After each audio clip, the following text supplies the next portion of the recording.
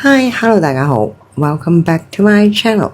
咁相信啦，好多人都知道啦，阿可伯咧靜雞雞咧，俾人安排咗，就今日上庭，而且用咗2500蚊啦去保釋。但係奇怪嘅就係，好似冇乜人咧知道佢之後嘅蹤影或者係去向啊。而今次咧用咁嘅方式咧，好似聲東擊西咁，突然之間就上咗庭啦。咁究竟當中咧有啲乜嘢因素，或者係有咩特別嘅原因，要用咁嘅安排咧？咁之前咧有啲 channel 啦估啦，會唔會係入咗 ICU，或者已經係昏迷嘅狀態啊？咁而家證實咗呢啲咁嘅講法咧，相信咧都係佢哋估下嘅啫。而家真正現實當中咧已經排咗期咧，喺7月25號，阿河馬以及可伯咧，先再次安排咗兩位咧需要上庭嘅日子嚟嘅。暫時咧喺嗰個報告上面睇到安排上庭嘅日子，被控告嘅罪名咧，暫時都係嗰兩條，即係17啦同17、19嘅。咁另一件事就係相信由可伯咧去開嗰個新 YouTube channel， 曾經俾人換咗 profile picture 啦，以及發咗一個貼文。咁之後冇耐咧，就突然間 delete 咗嗰個貼文啦。但係佢哋用嘅頭像咧，就依然係冇咗以前舊日雙對嘅相啦。大公網嗰度咧，曾經係訪問過河馬嘅時候咧，問過一啲關於佢住屋嘅問題，仲話間屋咧冇問題啊，冇接受或者收到任何信件咧，係關於收屋方面嘅資訊，亦都咧申請緊阿可伯入去加名㗎啦。但係而家咧就已經撤銷咗喎。佢呢個答法咁離奇嘅，咁即係話一直以來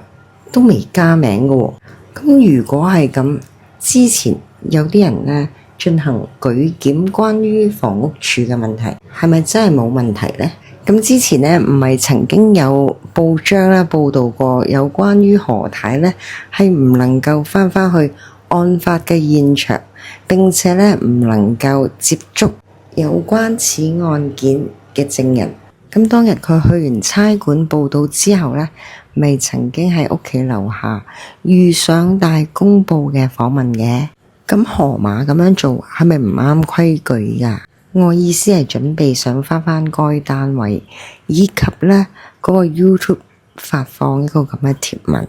咁啊，河馬會唔會有觸犯咗某啲法例㗎？咁無論點都好啦，7月25號咧，佢哋就會再上庭㗎啦。到時睇下再有啲乜嘢嘅消息啦。咁呢度睇返舊友嘅資料啦，當初咧佢拎一啲證據咧或者單據咧，佢講有關於450萬嘅時候咧，最後一次好似係12月嘅單嚟。咁而佢上東張西望嗰陣時咧，就好似係5月嘅。咁變相其實中間咧有幾個月咧，佢都知道筆錢咧，可伯已經係冇再收取呢個利息。而再睇返舊友嘅資料啦，佢哋嘅結婚記錄啦，好似係3月先結婚嘅註冊。咁即係話其實註冊之前已經安排咗筆錢去轉走咗另一個戶口嘅。咁所以可伯咧，佢自己咁相信當時佢同河馬呢一段愛情啊係真愛，唔係為錢嘅。咁好可惜咧，時間就能夠證實一切啦。經過1年時間考驗之後咧，已經係5月30號嘅時候，亦都因為呢一段愛情，雙方產生唔同嘅爭執啦，仲搞到要入醫院添。咁喺今次呢件事件裏面咧，可以再證實一樣嘢，如果一啲老夫少妻啦，或者一啲長者啊，去尋覓愛侶嘅時候咧，真係屋企人要加倍注意啊。其實咧，大家都知道啦，情傷係一件好難醫治嘅嘢，無論係身心啦，又或者好似今次咁爭啲咧釀成命案啊，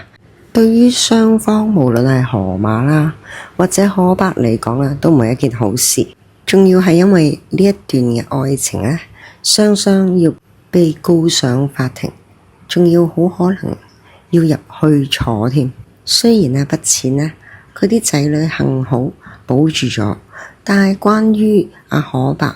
喺呢一年裏面為咗呢一段嘅愛情呢，無論身啦心啦都感覺疲累啊，又要中港兩地走趯趯啦，最後仲要繼而動手，然後加上失戀添。當阿可白呢個夢呢要醒嘅時候，再去面對一啲現實世界，或者再次面對啲仔女嘅時候，佢所聲稱嘅真愛而家搞到今日咁樣嘅地步，你叫佢如何面對，或者係佢尊嚴啊放喺邊一度先好呢？唔知可白嘅心理質素夠唔夠強大，而面對所有將要因為呢段愛情所做過嘅一切呢？其實呢，喺呢一段愛情裏面呢，教識咗我啲乜嘢呢？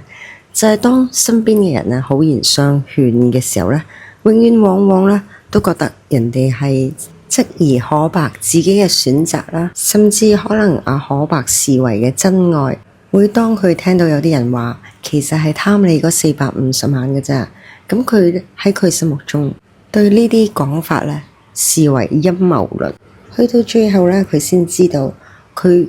一直以為陰謀論嗰啲說法先係真正關心佢，對佢好，而內裏實情好可能因為可白覺得一早將啲錢已經轉走晒，佢自己冇錢，咁繼續同阿河馬嘅新生活發展，咪就算做真愛咯。但係佢從來冇諗過呢一個冇錢同佢一齊嘅考驗，又或者可白佢冇真誠相對咁坦白話俾河馬聽，根本冇呢一個數字金額嘅事實。所以當可白想去試下河馬嘅時候呢，佢俾咗個假嘅希望佢。可白諗住去證實真愛嘅存在，而可能導致到今日咁嘅局面相對可白一早視為真愛呢段感情去坦白話俾河馬聽啦，又或者好真誠相對同佢講，根本唔係用錢去利誘佢先嘅。個結局或者結果好可能就唔使導致今日咁嘅事情發生。喺呢件事裏面，可白同河馬究竟係誰對誰錯，係好難定斷嘅。因為對女人嚟講，無論幾多歲都好，梗係想揀一個未來嘅伴侶，係有錢啦，可以照顧到自己啦，最好係真愛啦，又唔需要再為錢憂愁而擔心未來嘅生活。如果唔係，點解咁多人都想釣金龜先得嘅？咁所以話呢，喺河馬嘅眼中，同可白呢個角色誰對誰錯，係咪真係好難講？至於究竟佢幕後係咪有班人去教佢啦，或者係操控或者係有公司簽約而導致之後嘅事情發展呢？咁就好在乎佢兩個主角，即係河馬可白嘅做法。咁都講過啦，其實時間係可以證明一切嘅，遲啲咪可以睇到知道咯。今次嘅簡短分享就分享到呢度為止，希望大家滿意收貨。咁如果喜歡呢條 channel 嘅話，記得 subscribe、like and share。下次再分享個唔同嘅嘢，喺度又要夠鐘同大家講一聲，拜拜。